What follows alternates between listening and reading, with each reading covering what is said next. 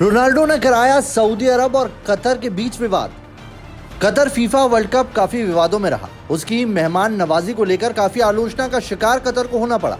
विदेशी football fans को तमाम क्रूर नियमों को पालन करने के लिए मजबूर होना पड़ा। लेकिन रोनाल्डो के लिए सऊदी ने ऐसा क्या किया कि अब कतर फिर से सबके निशाने पर है। फीफा वर्ल्ड कप 2022 का आयोजन कतर में हुआ था और पूरे टूर्नामेंट में उसके क्रूर नियम छाए रहे। कपड़े पहनने से लेकर सेक्स तक पर नियम बनाए गए, जिसका पालन करना विदेशियों के लिए मुश्किल टास्क था। कुछ वैसे ही हालात सऊदी में भी हैं। यहाँ भी काफी कड़े कानून नियम हैं, लेकिन क्रिस्टियानो रोनाल्डो और उनकी गर्लफ्रेंड जॉर्जिया रोड्रिगेज के सबसे बड़े गुनाह का भी सऊदी अरब स्वागत कर रहा है। क्या है रोनाल्डो और जॉर्जिया का गुनाह? यह कपल बिना शादी के सऊदी अरब में साथ रहा और आगे भी रहेगा, जो सऊदी अरब में सबसे बड़ा गुनाह है। यहां तक कि रोनाल्डो और जॉर्जिया के लिए सऊदी अरब ने इस नियम पर आंखें मूंद ली है। दरअसल रोनाल्डो सऊदी के अल नसर क्लब से भारी भरकम राशि के साथ जुड़े हैं। क्लब के लिए उन्होंने डेब्यू भी कर लिया। उन्होंने अल ताई फुटबॉल क्लब के खिलाफ डेब्यू किया, हालांकि वो कोई गोल नहीं दाग सके।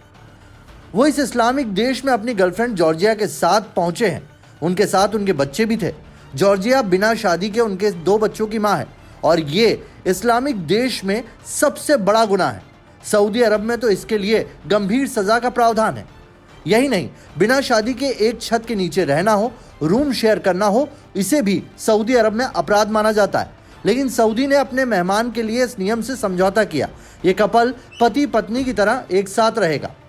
इस बारे में जब सऊदी के अधिकारियों से पूछा गया तो उन्होंने कहा कि इस कपल के खिलाफ कोई कार्रवाई नहीं होगी, लेकिन यह नियम उनके देश के हर किसी पर पहले से ही लागू होगा। रोनाल्डो रियल मैड्रिड से खेलते समय जॉर्जिया के साथ रिलेशनशिप में आए थे। इसके बाद से वो दोनों साथ हैं। इस कपल को 2 बच्चे भी हैं, जबकि 3 अन्य बच्चों के पिता भी रोनाल्डो हैं।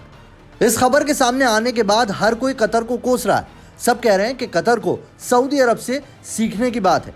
वहीं सऊदी अरब के इस फैसले के बाद कई मुस्लिम देश सख्ते में हैं, क्योंकि सारे मुस्लिम देश सऊदी अरब को ही अपना खलीफा मानते हैं। और अगर सऊदी अरब इस तरीके से अपने नियमों में ढील बरत सकता है तो बाकी मुस्लिम देश क्यों कट्टरपंथी बने हुए हैं?